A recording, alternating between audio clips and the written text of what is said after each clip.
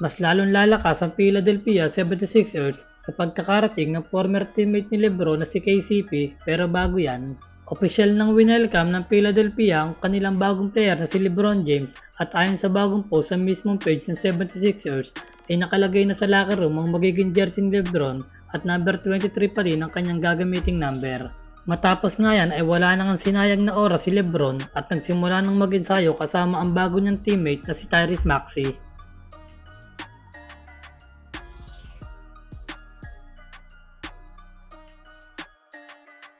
At kitang-kita nga kung gaano kasaya si Tyrese Maxey na kasama na niya sa iisang team si LeBron James at ganoon din si LBJ. Dahil nabanggit niya sa isang interview na isa nga daw si Tyrese Maxey ang magaling ngayon na point guard at hindi nga lang daw sa East kundi sa buong NBA.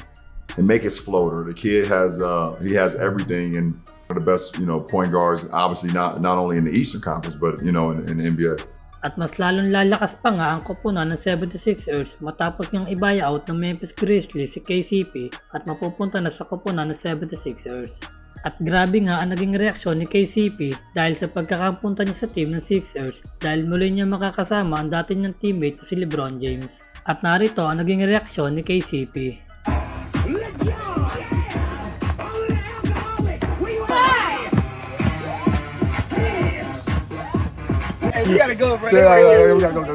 Mukhang naninigurado ng 76ers na sila ang magkakampiyon sa paparating na NBA season dahil hindi pa nga din sila tapos sa pagkuha pa ng iba pang mga player. Ano sa tingin nyo mga idol?